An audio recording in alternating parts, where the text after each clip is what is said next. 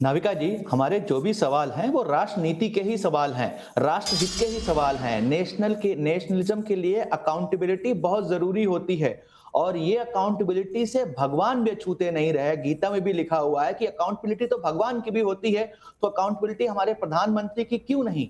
इसमें ऐसा कौन सा विषय हो गया कि हम अकाउंटेबिलिटी की बात नहीं कर सकते? अगर राष्ट्रहित की बात हो रही है, राष्ट्रहित में अगर कुछ नुकसान हुआ है, अगर देश में कोई आने वाला एक समय ऐसा हो सकता है कि जहां पर युद्ध स्तर की बात हो सकती है, तो क्या उसके लिए हमारी तैयारी नहीं होनी चाहिए? अगर तैयारी होनी चाहिए तो उस तैयारी में अगर हमको लगता है कि कुछ ऐसी इंफॉर्मेशन हो सकती है जो शायद उस तैयारी को कमजोर कर सके, कम आंक सके, तो उसमें अगर हम एक ऑल पार्लियामेंट मीटिंग बुला करके उन सवालों के जवाब चाहते हैं तो इसमें क्या गलत बात है? विषय सिर्फ इतना है नाविका जी, कि अब सवाल पूछना जो है ना गुनाह हो गया है, क्योंकि हर सवाल के जवाब में देशभक्ति में लपेटा जाता है और बोलने की आजादी तो दे दी गई है कहने तथाकथित, पर हर बोलने वाले सवाल के जवाब में कहीं ना कहीं देशद्रोह का ठप्पा लगकर आता है। ये बस एक मेन विषय है। हम लोग जो सवाल पूछ रहे हैं उस सवाल का अधिकार हमको जो है हमारे संविधान ने दिया है और देश नीति के लिए दिया हुआ है। देश सुरक्षा की बात कर रहे हैं, हम अकाउंटेबिलिटी की बात कर रहे हैं, और अगर उस पे हमें जवाब नहीं मिलेगा तो हम किससे जवाब पूछेंगे? क्या ये सारे सवाल हम पाकिस्तान से सारे पूछेंगे सवालों के या हम जवाब दे सवाल दिए गए हैं। बिल्कुल मैं नहीं आपको दिए गए, बताऊं, बिल्कुल दो नहीं ऑल दिए गए पार्टी नाविका। मीटिंग्स हो चुकी है,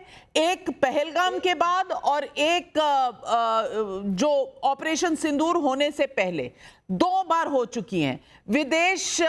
विदेशी मिनिस्ट्री की जो कंसल्टेटिव कमिटी है उसकी मीटिंग हो चुकी है। विदेश मंत्रालय ने, डिफेंस मंत्रालय ने तमाम बाहर जाने वाले 7 डेलीगेशन जिसमें आपकी पार्टी के भी लोग हैं उनको ब्रीफिंग दे दी है। इतनी ब्रीफिंग्स के बाद भी सवाल हैं कि खत्म ही नहीं होते। और सवाल कौन से हैं? देश को दृढ़ करने वाले सवाल नहीं है। सवाल है कि छुटपुट नुकसान हुआ तो क्या है भाई, बताओ। मैं सुधांशु त्रिवेदी जी यही सवाल पूछना चाहती हूं कि इनको लिस्ट आपने क्या ध्वस्त कर दिया उसकी नहीं चाहिए, इनको जो नुकसान हुआ है उसकी लिस्ट चाहिए। ये क्या दिखाता है, राष्ट्रनीति या राजनीति? देखिए, राजनीति का वास्तविक, इनकी जो तथाकथित राजनीति है उसका वास्तविक यथार्थ दिखता है। 2016 में जब सर्जिकल स्ट्राइक हुई तो इनको सबूत चाहिए था कि वहां कितना नुकसान हुआ। फिर 2019 में बालाकोट हुआ तो इनको सबूत चाहिए था कि कितने लोग मरे और कितने पेड़ गिरे या कितनी बिल्डिंग गिरी।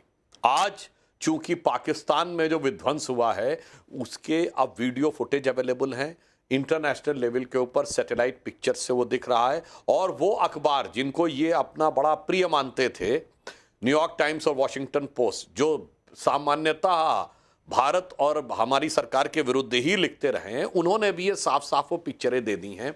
इकबालिया बयान अवेलेबल है पाकिस्तान के प्रधानमंत्री का कि 9 और 10 की दरमियानी रात 2:30 बजे जनरल आसिम मुनीर ने मुझे जगा के बताया कि कई एयरबेसेस पे इंडिया ने अटैक कर दिया और नूर खान एयरबेस पे मिसाइल गिरी। उसके बाद वो विदेश में जाके पाकिस्तान के प्रधानमंत्री बोल चुके हैं कि हमने सोचा था कि फज्र की नमाज यानी 4:30 बजे के बाद हम अटैक करेंगे, इंडिया ने उससे पहले अटैक कर दिया। तो अब पाकिस्तान को क्या नुकसान हुआ, ये सबूत पूछने की गुंजाइश खत्म हो गई, मगर फितरत वही बनी हुई है जो 16 और 19 में थी। तो अब किस तरीके से भारत के राष्ट्रीय हित को क्षति पहुंचाई जा सके उसके लिए कर रहे हैं। अन्यथा मैं विनम्रता से पूछना चाहता हूं, सिर्फ कांग्रेस और विपक्ष के नेताओं के बयान ही पाकिस्तानी मीडिया की सुर्खियों में क्यों बने हुए हैं? सिर्फ इन्हीं के बयान पाकिस्तानी संसद में वहां के सांसद क्यों कोट कर रहे हैं? सिर्फ इन्हीं के बयानों को पाकिस्तानी डिफेंस फोर्सेज अपनी प्रेस ब्रीफिंग में क्यों कोट कर रही हैं? सिर्फ इन्हीं के बयान, राहुल गांधी जी का स्टेटमेंट जो पाकिस्तान ने डोजियर दिया था कुछ साल पहले भारत के विरुद्ध, उसमें कोट किया था। अब इसके बाद तो मेरे विचार से कोई बचाव की गुंजाइश नहीं रह सकती। बिल्कुल आप सवाल पूछिए, मगर आपकी तो सारी ब्रीफिंग दी जा चुकी है। ऑल पार्टी मीटिंग में 2 बार दिया जा चुका है। जैसे बताया, विपक्ष के जो लोग गए हैं संसदीय डेलीगेशन में उनको ब्रीफिंग हो चुकी है। फॉरेन अफेयर्स कमेटी के चेयरमैन ही कांग्रेस के सांसद शशि थरूर है, मैं स्वयं उसमें मेंबर हूं।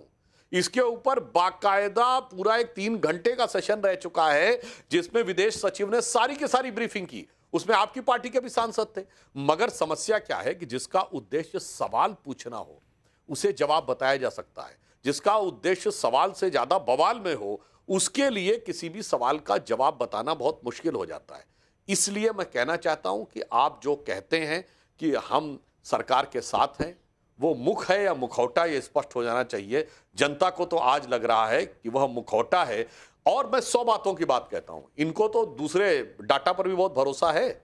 तो इसके बाद जो चाइना की डिफेंस कंपनीज हैं, एविक्स सिस्टम, चेंगडू, उसके डिफेंस स्टॉक में जो गिरावट आई है, मतलब PL-15 बनाने वाली, मिसाइल बनाने वाली कंपनी के 9% शेयर गिरे, फिर F-17 वाली, J-17 बनाने वाली की 17% गिरे, और ओवरऑल सिस्टम में 20% स्टॉक्स गिरे। और भारत की डिफेंस कंपनीज के स्टॉक्स पूरे बढ़े। गार्डन रीच का, मझगांव शिपयार्ड का, कोचीन शिपयार्ड का, HAL का 14% बढ़ा। ये तो इंटरनेशनल ऑब्जर्वर्स कर रहे हैं ना। ये तो तभी बढ़ता है जब उनको लगता है कि इन लोगों ने सक्सेस पाई है और उन लोगों को डिफीट हुई है। मुझे लगता है मगर जिसके ऊपर चश्मा बैठा हुआ हो मोदी जी के विरोध का, उसको ना देश के अंदर कुछ समझ में आता है, ना सीमा के पार कुछ समझ में आता है, ना इंटरनेशनल लेवल पे समझ में आता है। तो मुझे लगता है जो समझना ही ना चाहे उसको समझाना बहुत मुश्किल काम। बिल्कुल सही कह रहे हैं। और अमीक जमाई, यही सवाल मैं आपसे पूछना चाहती हूं, सवाल पूछना है या बवाल मचाना है? एजेंडा है क्या आपका? और देश दुनिया के समीकरण देखिए, ये बार बार जो सीज फायर क्यों हो गया, क्यों कर दिया, ये बार बार सवाल उठाया जा रहा है। मैं पूछना चाहती हूं, आज आप इजराइल और पैलेस्टाइन का युद्ध देख लीजिए, कब से चल रहा है और कब तक चलेगा इसका कोई पता है? और उन देशों में क्या हालात हो गए हैं। यूक्रेन, रशिया, वो ट्रंप, आप कहते थे ना, ट्रंप ने कह दिया, 10 बार कह दिया, 11 बार कह दिया, ट्रंप की बात सुन लो, उसने सीज फायर कराया। ट्रंप ने तो ट्रेड यूज करके दोनों के बीच में शांति वार्ता करा दी थी। आज मीटिंग नंबर 2 थी टर्की में। मैं पूछना चाहती हूं, आप हैं किस फिराक में, ढूंढ क्या रहे हैं? मोदी को नीचे दिखाना आपका धर्म है या देश को ऊंचा उठाना आपका धर्म? नाविका जी, देखिए, देश के सामने, हमारी सेना के सामने, हमारी एयरफोर्स के सामने, हमारी भारतीय अफवाज के सामने नरेंद्र मोदी साहब कुछ है, ना इस देश का विपक्ष, ना इस देश के कोई नेता, MLA, MP, कोई कुछ भी नहीं है। हमारी सिर्फ चिंताएं इस देश के 140 करोड़ लोगों की आज ये है कि नरेंद्र मोदी जी, आप इस देश के मुखिया हो, पूरा मुल्क आपके साथ खड़ा है, पूरा विपक्ष आपके साथ खड़ा है। मरहूम अटल बिहारी वाजपेयी साहब ने जब करगिल करके जो है पाकिस्तान को ठहराया था, तो उसके बाद आपको मालूम है कारगिल समीक्षा समिति बनी थी, खुद अटल बिहारी मरहूम साहब ने बनाई थी। जो सवालात थे, जो सेना का ऑपरेशन था, उसके जरिए उसकी समीक्षा की गई। हम समीक्षा की भी बात नहीं कह रहे, हम तो सिर्फ इतना कह रहे हैं, प्रधानमंत्री जी, आप 22 जुलाई मानसून सेशन में तो आपको आना पड़ेगा ना, सुधांशु जी के भी तो आना पड़ेगा ना। अब हमको 24 दिन के बाद हमारे CDS अनिल चौहान साहब, सिंगापुर से पता चल रहा है कि पहले चरण में क्या क्या हमारे यहां हुआ और क्या क्या हमारा फॉल्ट हुआ है। हम उसकी भी बात नहीं करना चाह रहे। हमारी समाजवादी पार्टी की जो चिंता है, माननीय अखिलेश जी की जो चिंता है, वो ये कि एयर चीफ हमारे AP सिंह साहब क्या कह रहे हैं। रक्षा मंत्री आदरणीय राजनाथ सिंह जी के सामने AP सिंह साहब ने जो बात कही है, ये पूरे देश को हिला देने वाली बात है कि मान के चलिए कि जिस तरह से हमारी रक्षा नीति है, जिस तरह से हम एयरफोर्स को टाइमली चीजें उपलब्ध नहीं करा पा रहे हैं, जो साजो सामान है, जो उनको अवेलेबिलिटी जो भी चाहिए, टेक्निकल जो गाइडेंस चाहिए, तो भगवान न करे, अल्लाह न करे कि कल कोई हमारे पर विपदा आए, दोबारा दुश्मन मुल्क हमें घेर ले, तो हम आज कहां पे खड़े हैं? हर वक्त ये रोना, ये स्यापा, प्रधानमंत्री को गाली। अरे हम कह रहे हैं पूरे देश को गाली दे लीजिए, हमें उससे मतलब नहीं है। हमें सिर्फ मतलब ये है कि हमारी जो मादरे वतन है, 140 करोड़ लोगों का जो स्वाभिमान है, नरेंद्र मोदी जी ने उसको जमीन में मिट्टी में मिला दिया है।